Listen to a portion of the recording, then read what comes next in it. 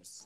Nah, jadi kalau misalnya kita lihat kan kondisi market itu masih bisa dibilang ya tanda kutip pesimis gitu ya bro sejak awal tahun, bahkan dari akhir bulan tahun lalu gitu kan, ditambah juga hari ini ISG itu turun begitu kan. Nah lo melihat nih sebagai pelaku pasar modal dan juga technical analis dari Hot Community, tanggapannya apa nih melihat keadaan sekarang? Sebenarnya ya ini ya, kalau kita lihat dari akhir tahun lalu itu kan sebenarnya window dressing nggak ada, kemudian Januari efek juga nggak ada, jadi praktis market itu cenderung low volatility, low liquidity, jadi semuanya terpantau sepi gitu loh. Bahkan gue ngelihatnya justru market itu baru mulai rame itu menjelang seminggu sebelum Lebaran sama seminggu setelah Lebaran. Jadi praktis sebenarnya paling enak trading itu sebenarnya minggu kemarin.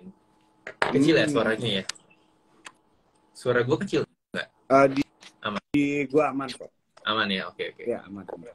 Oke, jadi gue melihatnya memang secara mid term, long term pun ISG memang cenderungnya masih sideways sih. Jadi kita benar-benar belum ada di fase akan bergerak bullish. Cuman kita juga nggak jelek, maksudnya marketnya juga nggak jelek gitu. Dan artinya kita juga nggak mau dibilang downtrend juga enggak. Kita justru cenderungnya market itu bergerak sideways. Dan dengan kondisi seperti itu memang buat teman-teman yang suka swing, yang mungkin di tahun 2020 bisa swing sekian puluh persen, minimal 10%, atau mungkin bisa beggar gitu. Nah, di tahun-tahun sekarang itu agak cenderung susah. Kenapa? Ya karena marketnya sendiri bergerak sideways dan masih belum kemana-mana gitu bro. Jadi itu yang gue lihat. Plus juga kita kan masih banyak sentimen terkait suku bunga lah, terkait resesi, inflasi, segala macam. Jadi sentimen-sentimen itu yang akhirnya membuat market kita, bukan kita doang sih, tapi market rata-rata di dunia global itu juga nggak kemana-mana gitu. Kayak gitu sih. Oke. Betul ya, setuju banget juga nih sama yang baru dimention nih sama Bro Handi ya. Jadi memang market itu memang sideways gitu ya. Kalau misalnya kita melihat dari time frame tertentu juga lah ya, bisa dibilang begitu kan. Dan benar juga nggak downtrend juga begitu kan, dan belum ada sinyal mau bullish begitu kan. Jadi mungkin saat-saat seperti inilah memang bisa dibilang momen-momen boring begitu kan. Jadi kayak aduh gimana nih kan, kadang orang pengen cuannya tuh pas lagi ada potensi bullish begitu kan, pas volatilitas tuh lagi tinggi banget begitu kan. Nah tadi Bro Handi udah mention begitu kan beberapa sentimen begitu kan. Tapi mungkin juga nih banyak nih teman-teman cuan troopers istilahnya mungkin yang baru mulai berinvestasi atau mulai nih baru buka RDM begitu kan, mau beli saham dan sebagainya. Tapi kenapa beritanya selalu nggak enak gitu kan, IHSG anjlok gitu kan ya. Kalau misalnya baca-baca media gitu ya bahasanya anjlok gitu. Padahal mungkin turunnya cuma 0, berapa gitu kan. Tapi mungkin bisa dijelasin kali ya kira-kira buat teman-teman cuan troopers apa sih yang sedang terjadi gitu di pasar modal? Ada faktor-faktor apa aja nih yang membuat istilahnya banyak berita pesimis, banyak berita negatif gitu. Mungkin buat para cuan troopers bisa perhatikan dan tahu juga. Ya, jadi benar, maksudnya seperti yang tadi Bro Jo bilang ya, maksudnya memang itu triknya media untuk nyari attention gitu loh. Dan artian ya namanya media butuh traffic gitu ya. Jadi pasti dengan judul pasti agak lebay, padahal sebenarnya kenyataannya tuh ya market paling turun ya mungkin ada beberapa kali turunnya mungkin 1%, termasuk hari ini kan turunnya tadi sempat 1,4% gitu, tapi penutupan naik ke 0,76%. Jadi gue liatnya kecenderungan market itu masih tetap bergerak sideways. Dan apa yang terjadi di sekarang ya kita balik lagi untuk deket-deket ini ya, maksudnya setelah periode Lebaran untuk khususnya di Indo, terus hari ini juga kita rilisan inflasi kita, kemudian PMI-nya kita, kemudian minggu lalu kan ada rilisan GDP-nya US yang notabene turun 1,1 dari 2,1 kalau nggak salah ya. Nah itu secara global, secara US itu juga memang kecenderungan secara ekonominya mulai melandai, mulai turun ya. Gua nggak berani ngomong itu resesi apa enggak, cuman gua melihatnya yang jelas pertumbuhannya turun gitu. Dan yang dinanti-nantikan untuk market akhir-akhir ini itu adalah terkait FOMC. Jadi FOMC, the Fed meeting ini untuk yang Mei ini akan jatuh pada tanggal 23 waktu Amerika. Yang jelas di kita itu mungkin sekitar tanggal 4 subuh lah. Jadi 4 pagi itu kita udah tahu hasil FOMC. Nah sebenarnya ini udah terprediksi dari hasil FOMC ini, itu market tuh mereka pasti akan naikin, possible-nya akan naikin 25 basis point lagi gitu. Dan itu diprediksi akan jadi yang terakhir setelah dalam tahun ini gitu. Jadi the Fed yang jelas udah nggak akan agresif. Karena apa? Karena dari secara ekonominya mereka juga udah mulai slow down, terus kemudian banyak kasus terkait bank-bank yang related dengan, yang berhubungan dengan mereka memberikan fasilitas kredit ke perusahaan startup, mungkin yang berhubungan dengan cryptocurrency gitu-gitu. Jadi itu yang sebenarnya lagi melanda Amerika Serikat. Nah, kalau kita lihat, nah balik lagi tadi gue terkait soal the Fed ini, sebenarnya bukan kita bakal ngelihat oh ini 25 basis point, tapi enggak. Tapi kita menunggu, market cenderung menunggu selanjutnya apa. Jadi begitu dia ngomong 25 basis point, oke, kita akan naikin. Itu memang secara market terprediksi. Tapi ekor-ekornya apa? Apa yang akan dikatakan oleh Jerome Powell gitu. Jadi itu yang itu akan dinantikan sama mereka. Apalagi kan debt ceiling-nya US lagi tinggi-tingginya. Ini pun juga Yellen sendiri mengatakan kan kalau sampai Juni ini itu kemungkinan ada potensi Amerika itu gagal bayar gitu. Jadi mereka juga lagi menunggu Kongres, lagi negosiasi dengan Kongres untuk menaikkan tingkat debt limitnya mereka, agar mereka itu dengan mereka naikin debt limit, mereka otomatis pemerintah itu bisa menerbitkan obligasi sehingga dapat pinjaman gitu. Jadi itu yang menjadi situasi yang cukup krusial di Amerika. Tapi kalau misalnya kita berbicara di Indo, efeknya apa nih bro gitu. Nah, gue lihat Indo itu justru lebih banyak sentimen positifnya gitu. Karena kita lihat akhir-akhir ini inflow kita di market, dan gue juga pernah bikin postingan soal mungkin 2 minggu yang lalu gue bikin postingan bahwasanya ini ISG bentar lagi bakal bisa gerak ke atas gitu. Karena apa? Karena kita lihat rupiah kita menguat. Even mungkin hari ini ada sedikit pelemahan, tapi rupiah kita itu dari yang 15 ribuan itu turun ke 14 ribuan. Dan artinya kan kalau sebaliknya, berarti artinya rupiah kita menguatkan 14.600-an gitu. Dan menurut gua, atau biasanya ini yang analisa yang gua pakai, gua nganggap rupiah itu adalah notifikasi. Kalau misalkan rupiah menguat, artinya ada inflow ke market. Bukan inflow ke market, inflow ke Indonesia. Nah, kita masih belum tahu nih inflow-nya ke bonds atau ke market equity gitu. Tapi yang jelas dari awal tahun equity-nya nggak kemana-mana, market-nya nggak kemana-mana, tapi bonds-nya kita naik.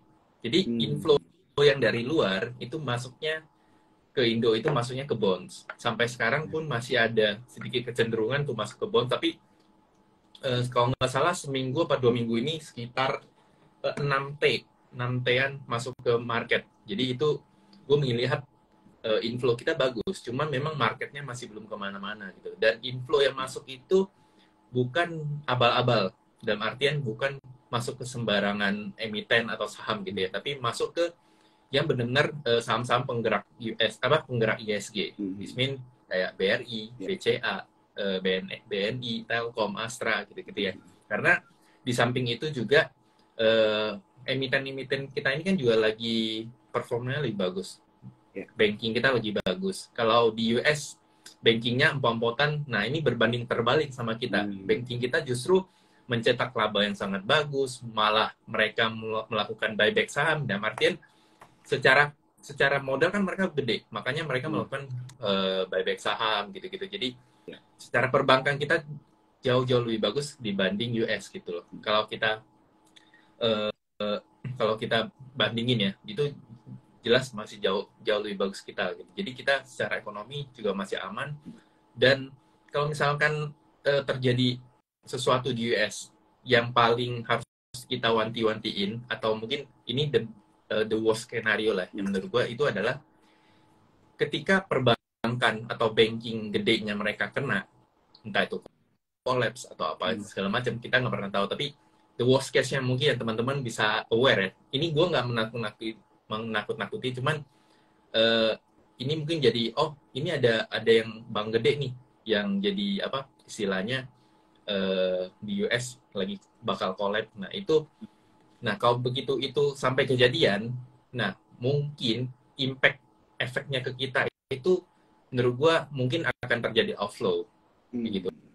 Outflow-nya bukan karena kita jelek, tapi karena ketarik dari market global, dari sentimen-sentimen global gitu. Jadi dalam artian di teori pun dijelasin bahwasannya pergerakan indeks itu setiap indeks di satu negara itu saling berkaitan. Nah, jadi kita nggak bisa gerak sendiri. Oh ISG hijau sendiri, yang lain rontok gitu, nggak bisa. Pasti kita akan kena efeknya karena semuanya saling keterkaitan. Jadi menurut gua so far kita jauh dari kata jelek ya. Walaupun memang marketnya masih belum kemana-mana dan memang market cenderung sepi dan orang kayak kebanyakan wait and see, kebanyakan lebih meminimalisir risk-nya gitu. Jadi itu yang gue lihat sih sampai saat ini. Iya. Wah ini banyak nih informasi ya. Tadi aku berusaha nyatet nih kan. Mungkin bisa aku recap. Cuma kayaknya informasinya banyak banget nih ya. Jadi buat teman-teman Troopers ini insightful banget seperti yang aku udah bilang dari awal tadi ya. Jadi kalau salah satunya tadi aku inget sih lo ngomong tentang ini ya, tentang untuk melihat pergerakan market itu dari rupiah begitu ya, menjadi notification lah ya. Jadi signal kalau teman-teman belajar signal kalau begitu rupiah kita menguat, berarti itu ada indikasi uang dari luar tuh masuk ke Indonesia. Teman masih belum tahu nih masuknya ke bonds atau ke market gitu. Jadi itu tapi kalau begitu ada indikasi rupiah kita menguat, itu menurut gua itu indikasi yang bagus gitu. Nah, mungkin ini gua tambahin dikit, bro. Boleh. Cuman kalau misalnya kita berbicara seminggu atau 2 minggu ke depan, nah ini gue liatnya rupiah mungkin akan ada sedikit pelemahan lah, tapi nggak banyak. Mungkin let's say maksimal di 15.000 pelemahannya.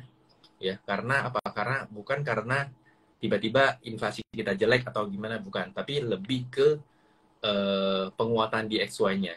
Kita lihat beberapa hari ini dolar indeksnya menguat, which mean bakal mata uang negara lain termasuk kita juga akan terjadi pelemahan terhadap US dollar gitu. Dan gue lihatnya DXY itu mulai menguat ya. Kemudian kita lihat juga emas juga terkoreksi saat ini ya. Jadi kecenderungan dalam jangka pendek emas yang terkoreksi, otomatis kebalikannya dolar indeksnya bakal menguat gitu. Jadi gue lihatnya mungkin seminggu 2 minggu ke depan mungkin akan ada terkoreksi. Nah tapi kalau khususnya misalkan lu minta technical secara ISG secara technical ya, gue lihatnya ISG itu secara kalau masih di atas 6770 lah ya, kita ambil 6770 itu masih cukup bagus. Dan penurunan hari ini sebenarnya gue udah share di grup, gue bilang kemungkinan ISG bakal terkoreksi karena udah 2 hari, Kamis dan Jumat kemarin nggak bisa lewat nih level resisten gitu di 6965, 6963 itu nggak bisa lewat. Dan berarti ketika nggak bisa lewat berarti ada potensi untuk dia koreksi. Nah, dan gue lihat koreksinya hari ini, cuman surprisingly koreksi hari ini yang tadinya gue prediksi bisa 2 hari baru nyampe supportnya hari ini, ternyata dibablasin hari ini sekalian. Jadi gue lihatnya lebih cepat. Jadi gue sendiri melihat besok ada potensi market kita menguat terbatas lah. menguat mungkin ke level 6920. Nah, bagi teman-teman tadi yang udah belanja-belanja, udah ada arahan belanja, ya besok menikmati lah gitu. Wah, iya iya menarik menarik. Soalnya memang udah ada beberapa bisa dibilang saham-saham menarik, saham-saham berfundamental bagus merah nih hari ini kan. Iya, betul. Orang-orang udah mulai ancang-ancang juga sih gitu kan. Apalagi kalau misalnya contohnya besok masih merah, dengar-dengar masuk gitu kan. Iya, betul. Iya iya Karena iya. karena gue lihat market tuh curi start di minggu kemarin di saat orang-orang masih libur. Oh. Nah, jadi makanya di Iya minggu iya. kemarin itu sebenarnya minggu yang paling enak untuk trading gitu. Nah, masuk lagi minggu ini. Ini memang secara teknikalnya pun harus koreksi biar sehat juga. Ini masih termasuk koreksi sehat dan harusnya teman-teman bisa manfaatin saham-saham yang mungkin kalau misalnya teman-teman mau main saham-saham yang penggerak, which mean blue chip segala macam, nah itu bisa dipantau-pantau lagi untuk bisa masuk ke saham yang tadinya ketinggalan. Nah, ini dikasih kesempatan nih untuk masuk gitu loh, untuk trading. Dan kalau gue liatnya, kalau lu tanya bisa trading tuh swing jauh nggak? Gue bilang masih belum bisa karena marketnya lagi cenderung sideways. Jadi kita pasti tradingnya sesimpel trading mungkin belinya di support, jualnya di resist gitu. Mungkin untuk nyari rutin nyari 3 sampai 10%, 3-5% itu masih memungkinkan. Masih dalam artian itu bijak lah, lebih bijak ketimbang kita ngarepnya bisa long yang terlalu jauh. Itu menurut gue masih belum saatnya sih kayak gitu sih. Wah, ini menarik ya teman-teman ya. Jadi bisa juga ini menjadi informasi dan pembelajaran juga kita dari pendapat gitu ya dari Handi ya, cara kita trading tadi gimana ya dengan kondisi market sekarang gitu kan.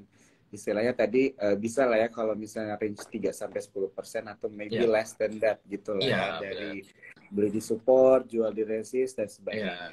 Menarik, menarik. Oke, tadi juga Bro Handi mention ya teman-teman ya tentang teknikal gitu ya. Buat teman-teman juga di sini udah ada beberapa yang bertanya. Nanti kita tampung dulu ya, tapi teman-teman bisa nih terus nanya ya di Q&A-nya atau enggak di comment section-nya juga nggak apa-apa, nanti aku cari ya. Kalau misalnya kalian ada mungkin megang saham, pasti ada beberapa, nggak beberapa juga ya, banyak lah ya yang koreksi hari ini gitu kan, tuh pasti mau nanya-nanya kan, gimana nih kok masih hold nggak atau stop loss-nya di mana sebagian, nanti mungkin kita boleh nanya-nanya bro ya, boleh ya. Monggo bro. Oke, ya. Dan tadi juga nih sebelum aku lupa tadi lu ada mention beberapa kali tentang lu ngepost analisa lu nih kan tentang pergerakan IHSG dan sebagainya. Jadi aku mau ngasih tahu nih buat teman-teman juga yang mau belajar bisa langsung follow akunmu bro ya. Iya. Apa-apa Boleh. kan nih, Mau akun gue boleh atau akunnya ya? atau akun IG-nya Hot Community juga boleh. Itu ada di profile gue. Oke. Ya, jadi buat teman-teman nih bisa juga langsung follow di akunnya Hot Community ya. Ada di profilnya, bio-nya IG lu bro ya, Handi ya sekarang benar. lagi Itu live ada di bareng IG sama gue. kita. Yep. Oke. Nah, mungkin kita lanjut lagi bro ya. Tadi udah menarik banget gitu ya. Lu ada mention beberapa kayak saham-saham yang menarik gitu kan, dan juga tadi ada omongan tentang inflow investor asing dan sebagainya gitu kan, walaupun kita juga belum tahu nih kan ya pada kemana semua, tapi nanti ini pasti banyak teman-teman cuan troopers yang penasaran nih kira-kira ada nggak sektor atau saham-saham menurut lo yang menarik nih kan. Tapi sebelum kita nyampe ke situ nih, kalau misalnya kita melihat dari mobilitas masyarakat dulu nih kan udah mulai meningkat ya bro ya, dan juga ditambah momen lebaran dan sebagainya, kira-kira ada nggak nih sektor-sektor menarik yang menurut lo itu patut dan pantas dipantau nih sama teman cuan troopers? Jadi kita ngomongin sektor dulu deh sekarang. Kira-kira ada nggak yang menarik? Gue lihatnya untuk mungkin seminggu ke depan atau 2 minggu ke depan itu gue ngelihatnya mungkin sektor-sektor yang non cyclical itu kemungkinan bisa bergerak. Terus sektor basic itu gue sih tadi ngerekom ini disclaimer on ya tapi ya. Gue tadi sih di grup gue ngerekom INKP, kertas-kertasan INKP, Pekim.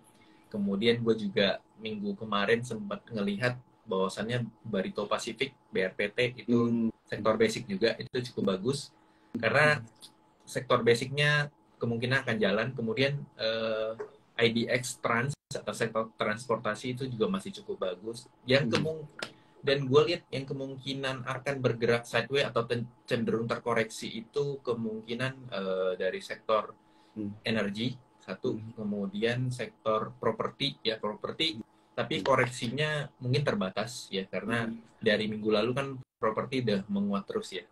Nah, jadi itu yang gue lihat sih. Tapi kalau sektor energi memang kelihatannya akan koreksi dulu sih karena banyak dari sahamnya sendiri kan lagi banyak sentimen kurang bagus ya. Yang pertama mungkin kalau UNTR kan karena dividen lagi ex-date. Jadi kemungkinan besok atau lusa UNTR itu kemungkinan udah dibuka ARB-nya. Karena kan yield-nya sekitar 25% ya. Jadi kemungkinan dia turun ARB mungkin sekitar 3 kali plus hari keempat kemungkinan dia buka di bawah lalu dia naik.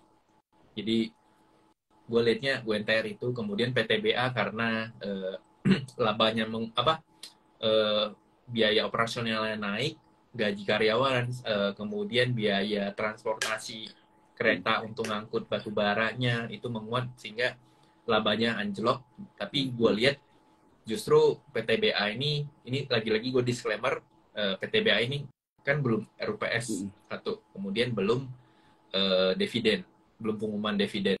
Nah, gue liatnya ini jadi chance kita untuk masuk di harga yang lebih bagus gitu untuk PTBA. Jadi PTBA lagi-lagi teman-teman boleh cross check, bisa cek teknikalnya, bikin trading plan-nya kalau mau masuk. Jadi gue melihat PTBA itu akan seperti ITMG atau mungkin UNTR gitu. Itu bisa dimanfaatin gitu sih bro. Cuman kalau banking dan satu lagi mungkin terakhir banking. Banking gue liatnya bakal akan ada sedikit koreksi atau bergerak sideways dan itu kalian bisa manfaatin untuk masuk sih. Kalau mau trading 3-10%, gue rasa di banking masih dapat sih. Iya. Bro.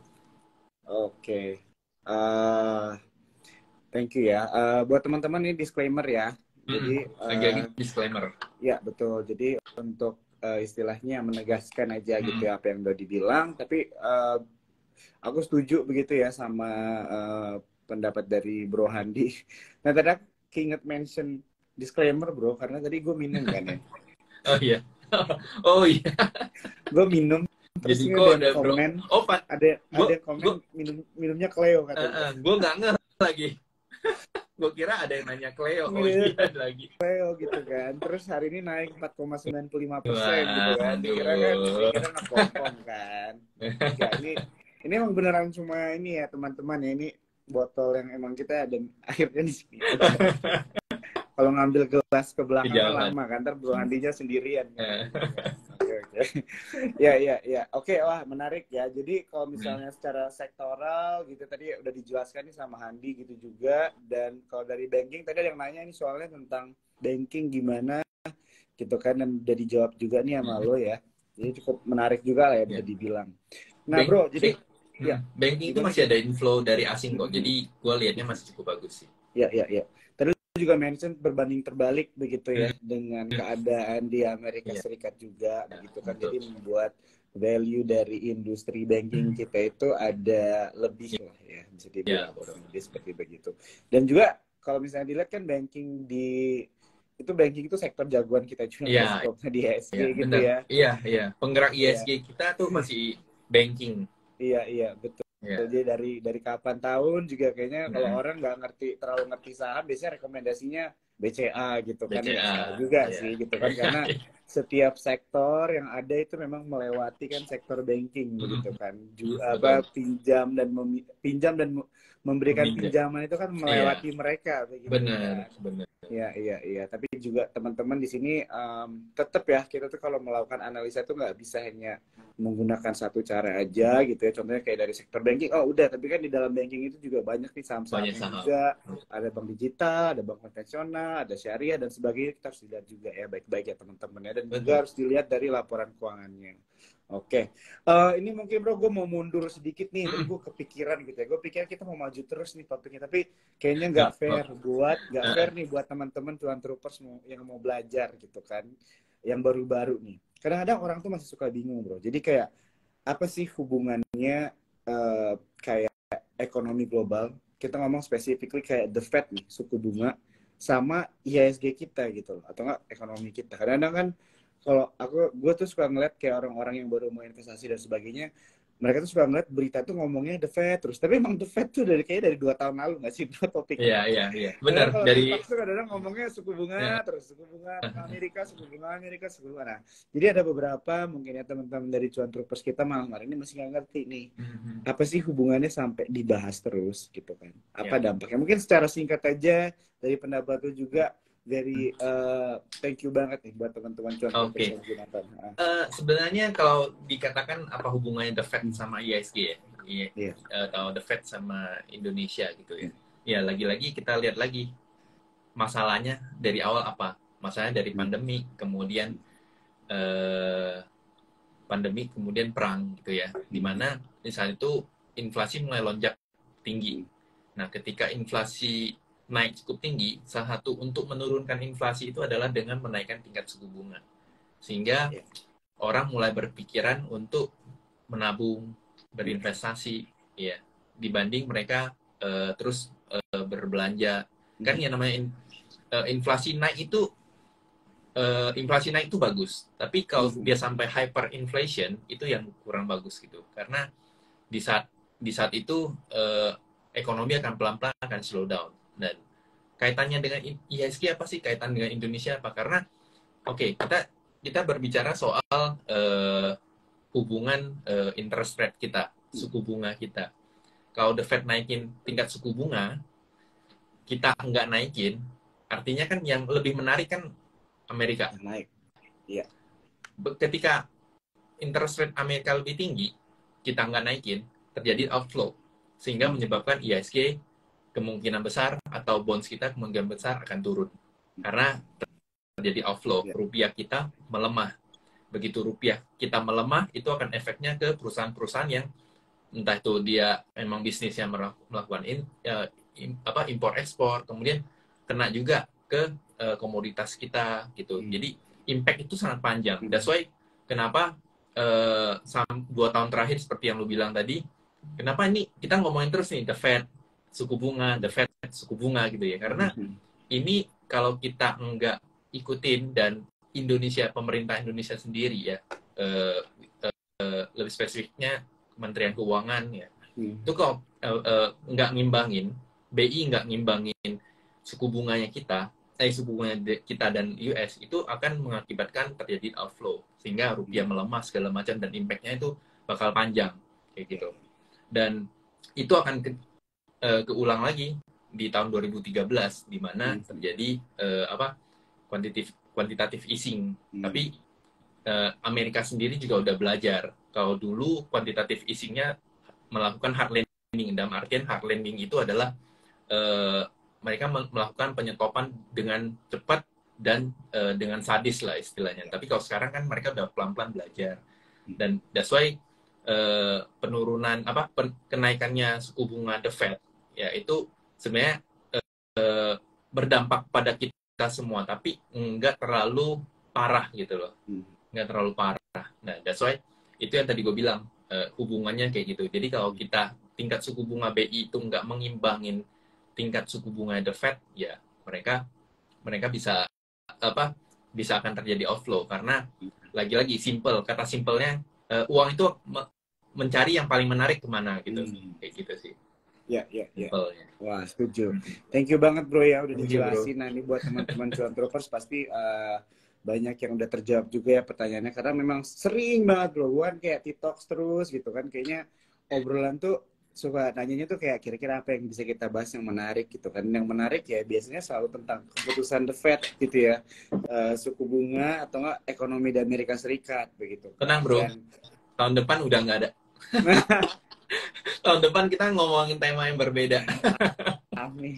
Kalau 2020 kan kita ngomonginnya 2020, 2021 kita itu ngomonginnya COVID, COVID. ngomonginnya bank digital, ngomonginnya teknologi gitu. Nah, ini ganti ke suku bunga, ke energi tahun lalu.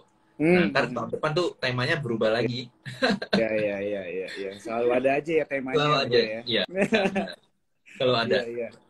Nah, jadi karena menurut gue penting banget buat teman-teman Cuan Troopers itu mengerti basic dari pembicaraan kita juga, begitu kan. Kadang-kadang kan kita nggak bisa lihat ya mana orang yang benar-benar ngerti sama yang nggak ngerti sama sekali, begitu kan. Jadi tadi Bro Handi udah menjelaskan banget gitu ya buat teman-teman semua bagaimana kita mengerti gitu dengan secara umum bagaimana interest rate di Amerika Serikat itu berdampak dengan ekonomi kita, begitu kan. Iya, betul. Tadi kan seperti yang dijelaskan, mendekatkan lah ya bahasanya suku bunga supaya tidak terlalu banyak outflow gitu ya, menjaga inflow dan sebagainya, dan akhirnya menguntungkan banyak sektor dan industri gitu ya. Benar.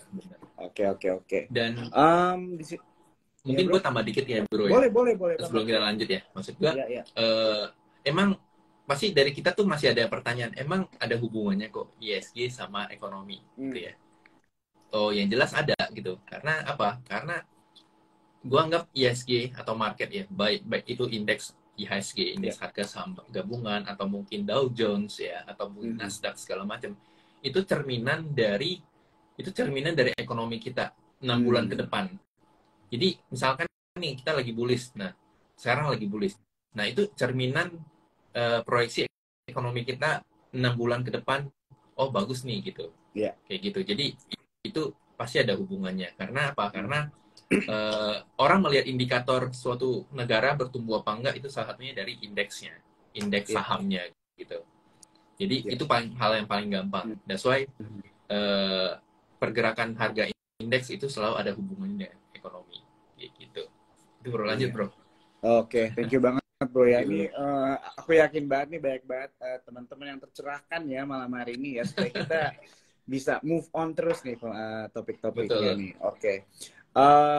Nah, mungkin sebelum kita lanjut lagi, aku mau ingetin ya buat teman-teman di sini, kalau kalian belum ada yang punya RDN sama Sukor Sekuritas, bisa buka ya di eform.sukorsekuritas.com. Ini di pin yang udah aku komen ya. Dan aku juga mau ingetin sekali lagi, kita udah bisa beli reksadana dari aplikasinya, begitu ya bro ya.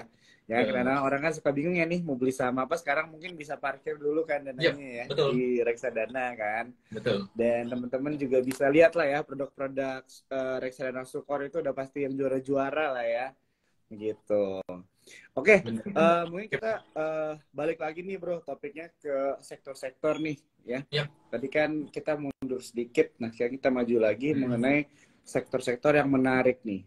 Nah tadi kalau misalnya lo mention sektor properti itu buat lo nih dengan pendapat lo sendiri kurang menarik ya tadi ya? Masih enggak, properti itu justru menarik, cuman buat momentumnya sekarang itu kemungkinan dia akan koreksi sedikit dan itu kita bisa manfaatin. Jadi kita tuh sebutinnya Indonesia rupiah play.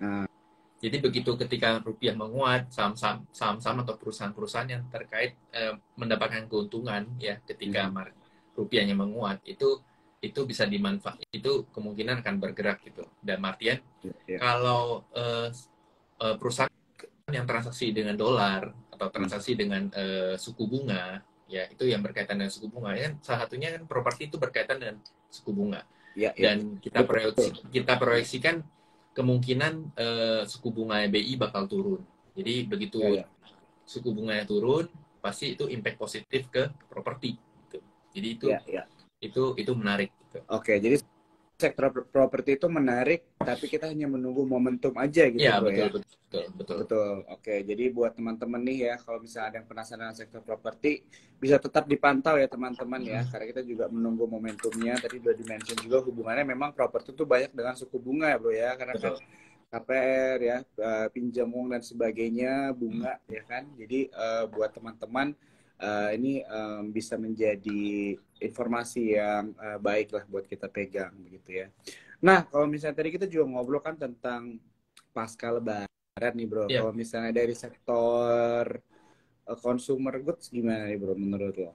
Kalau gue lihat dari sektor consumer good, kalau kita lihat dari kita lihat dari inflasi ya, dari inflasinya tadi siang itu sebenarnya inflasi cenderung justru nggak melonjak cukup tinggi gitu, bahkan inflasi kita turun ya. Jadi dalam artian di periode Lebaran kali ini tuh pemerintah benar-benar menjaga harga inflasi, menjaga harga pokok itu nggak sampai melonjak. Kalau mungkin tahun-tahun sebelumnya kita sering mendengar kayak cabai ini naiknya 100 ribuan per kilo gitu ya, melonjak mungkin hampir 50% atau mungkin 100% gitu. Tapi tahun ini itu kecenderungannya harga lebih stabil. That's why gue melihat inflasinya nggak terlalu tinggi. Dan kalau misalnya kita bandingin nih perusahaan consumer dengan Lebaran itu, gue ngelihatnya justru kayaknya enggak sebesar impact-nya ketimbang tahun-tahun sebelumnya gitu. Apalagi untuk sektor consumer ya, terutama non cyclical itu masih terbeban oleh COGS-nya, cost operasional segala macam itu masih belum turun, terutama apalagi bahan baku, bahan dasar. That's why kayak misalkan Cepin, kita lihat UNVR kemarin rilis laporan keuangannya Q1-nya itu masih terbeban oleh biaya-biaya produksi, kemudian bahan baku gitu. Jadi gue lihatnya consumer cenderung mungkin ada kenaikan dikit tapi nggak banyak gitu sih gue lihatnya. Cuman ada satu yang gue tadi sih sempat kepikiran, kan kita mudiknya paling gede mudik Lebaran kan paling besar ya tahun ini ya kan. Dan gue ngelihatnya mungkin di Q2 nanti laporan keuangan kemungkinan jasa marga yang bagus. Tapi ini balik lagi disclaimer on ya. Ini gue baru melihat karena lonjakan mudik otomatis kan membuat tol segala macam harusnya pendapatan laba dari jasa marga itu akan cenderung lebih bagus gitu. Gue lihatnya sih. Wah. Nah itu yang mungkin bisa gue lihat. Ya, jadi bisa diperhatikan lah ya sama teman-teman cuan troopers jasa marga. Setuju sih gitu ya teman-teman. Kalau misalnya kita lihat setelah COVID gitu ya, itu nggak bisa dibilang 2,5 tahun lah, hampir 3 gitu kan. Dan sekarang mobilitasnya udah balik lagi seperti normal begitu kan. Dan tentunya kemarin Lebaran pasti rame banget begitu kan. Dan juga ini pasti menguntungkan banyak-banyak sektor gitu ya, industri bahkan perusahaan-perusahaan. Nah, jadi bisa diperhatikan. Oke ya. Mungkin kalau misalnya gue balikin lagi nih pertanyaan ke lo gitu ya.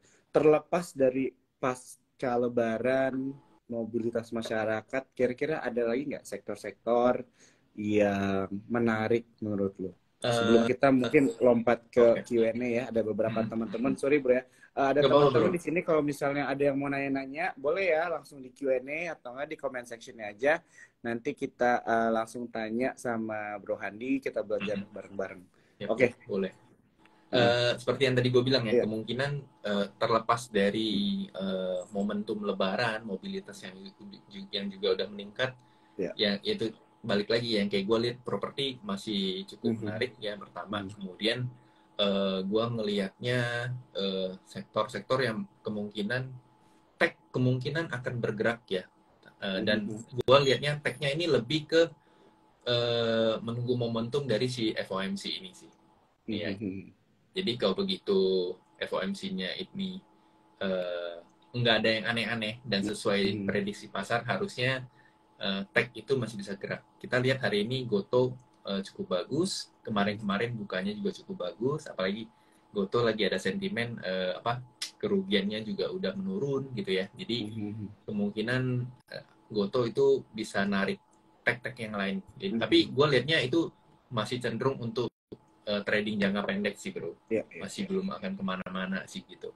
Kemudian gue ngelihatnya banking sebelum akhir Mei masih ada potensi dia untuk bergerak ya, masih cukup oke.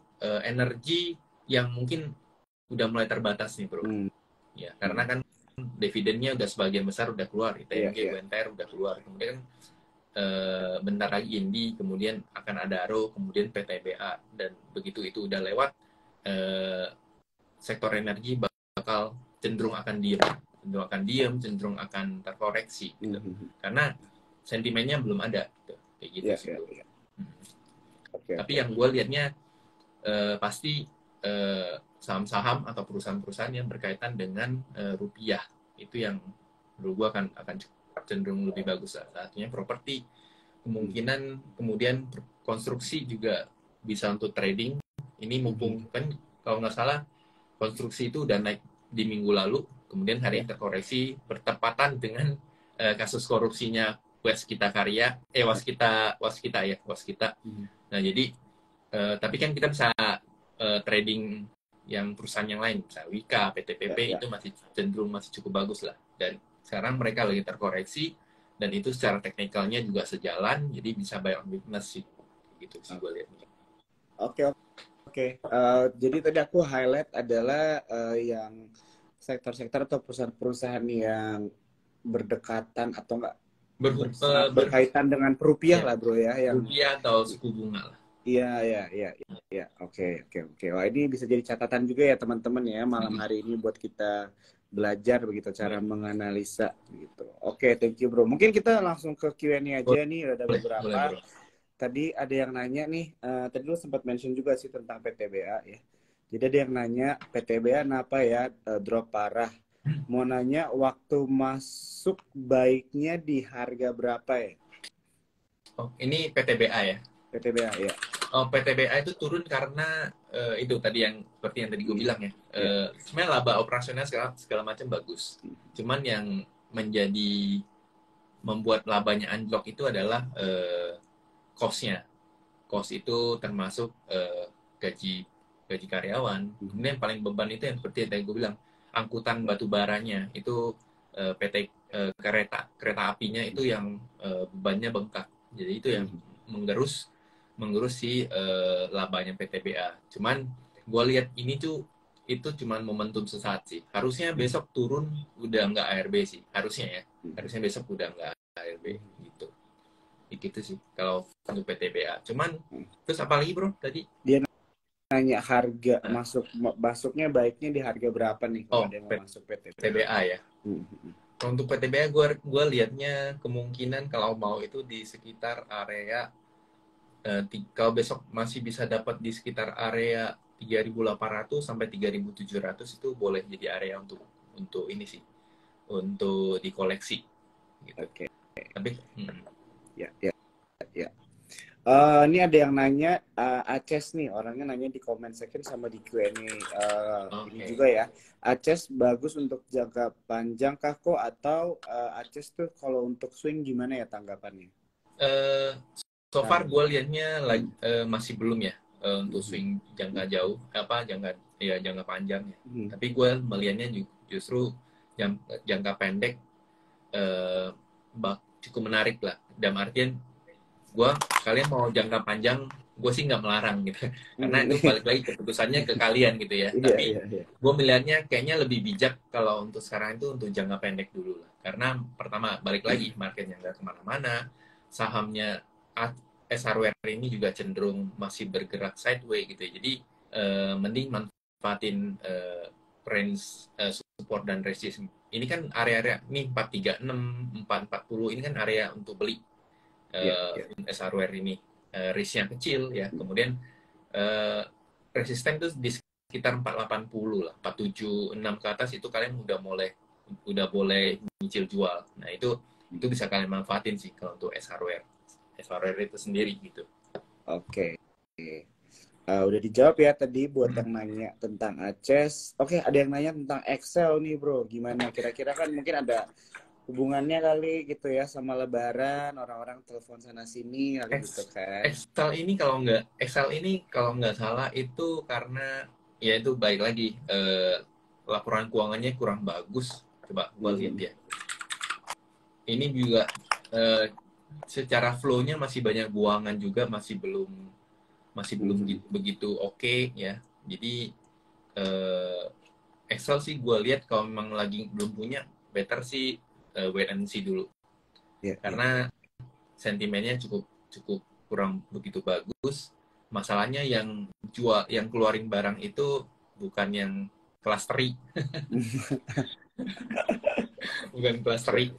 Jadi cenderung wait and see dulu lah. Tunggu dia pembalikan arah. Dia pembalikan arah kemungkinan kalau di atas 1765 itu potensi dia pembalikan arah akan gede dan cenderung akan bisa ke level 1860. Tapi syaratnya itu harus breakout 1760. 1760 ya, bro? 1760. Iya. Okay. Itu jauh lebih aman lah. Oke. Thank you. Kita lanjut lagi nih. Ada yang nanya tentang gudang garam nih. Wah, GGRM atau Adro, buset borong ya nanya. Kita coba dari gudang garamnya deh. GGRM dulu. Gudang garam kemarin naik karena sentimen laporan keuangannya yang ternyata bagus ya. Labanya sebenarnya nggak kemana-mana. Laba penjualan pendapatannya sebenarnya masih nggak terlalu jauh lah dibanding. Cuman bebannya yang turun, operasionalnya yang turun, ya itu menyebabkan net profitnya naik gitu. Dan gue lihat kalau secara teknikal mungkin gudang garam tuh akan ngetes di level 26.700. Itu jadi titik supportnya. Kalau dia bisa mantul dari situ, maka akan kemungkinan dia masih bisa gerak ke level sebentar. Secara mungkin jangka menengah mungkin masih bisa ke level sekitar 36.000. Oke. Ya, tapi itu menengah ya gitu. Pasti dia akan ada naik turunnya. Cuman targetnya mungkin akan ke situ. Tapi dengan syarat tadi level 26.700-nya nggak boleh jebol ke bawah. Oke. Gitu. Ya. Kemudian Goto ya. Ya. Ini sekalian nih soalnya ada juga yang nanya satu lagi orang nih. Goto nunggunya di berapa kok? Thank you. Oke. Goto itu gue liatnya hari ini dia kepentok resist ya. Hari ini level 103-nya masih belum lewat. Cuman kalau besok koreksi ke sekitar 100 itu kalian boleh pertimbangkan 100 sampai 97. Itu akan ada potensi dia bisa mantul dari situ. Jadi ya bersabar-sabar untuk ngantri karena level itu gue melihatnya ada potensi dia menguat. Kalau enggak, kalau ternyata besok dia bisa menguat di atas 103, harusnya kalian bisa masuk di 104, tapi disiplin cut loss-nya begitu dia turun di bawah 101, itu kalian harus cut loss. Pokoknya besok kalau besok jam 10 dia masih kuat di atas 103, 104, kemungkinan dia bisa bergerak naik. Itu aja kuncinya. Oke. Thank you bro, udah dijawab buat yang Goto ya. Mungkin dua lagi lah bro yang boleh. Belum kita tutup. SMGR gimana nih bro? Nah, SMGR ini kalau nggak salah itu ada sentimen terkait waskita. Dia banyak supply ke konstruksi dan kita tahu konstruksi BUMN kita kan cukup banyak masalah ya, terutama waskita. Dan ini yang terbeban di SMGR gitu loh. SMGR juga tertarik. Yeah. Karena apa? Karena kalau misalnya kita bandingin sama INTP justru sahamnya cenderung sideways, cenderung uptrend gitu loh. Nah, si SMGR ini malah downtrend gitu. Itu yang menurut gue jadi penyebab SMGR masih belum bergerak sih. Masih cukup banyak sentimen negatifnya lah. Ya. Jadi tadi salah satunya karena dari waskita juga bro ya? Iya, betul. Oke. Tadi ada pertanyaan, ini dia nih. Soalnya ngomongnya bilangnya tolong tanya Elsa kenapa lama nggak naik-naik kok. Elsa ya? Iya. Elsa hari ini naik. Tadi pagi harusnya naik dia kepentok resist di level 336, 340, kemudian terkoreksi. Gue nggak tahu, mungkin hari ini dia rilis laporan keuangan mungkin ya. Tapi yang jelas ini akan cenderung dia akan terkoreksi. Bertepatan juga pelemahan dari US oil ya, minyak dunia juga potensi dia terkoreksi itu lebih gede untuk beberapa saat ini lah. Jadi gue lihatnya saham-saham Elsa, saham-saham minyak termasuk Elsa, Medco, ya Akra, kemungkinan akan koreksi dulu untuk saat ini sih. Jadi itu bisa agak lihat. Ya, jadi bisa ini ya teman-teman ya, advice buat kalian menjadi salah satu lah ya bahan pertimbangan gitu ya dengan insight yang udah dikasih sama Handi. Mungkin one last one lah bro ya. Ini Boleh, BTPS bro, BTPS itu gimana Kak? BTPS. Iya. BTPS. Wah. Oh, hari ini X-date kemarin. Bentar, gue cek.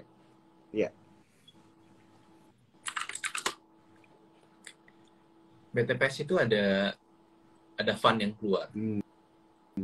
Ada fund yang keluar, kemungkinan kecenderungannya mungkin akan ngetes di level sekitar 1895 sampai 18.800.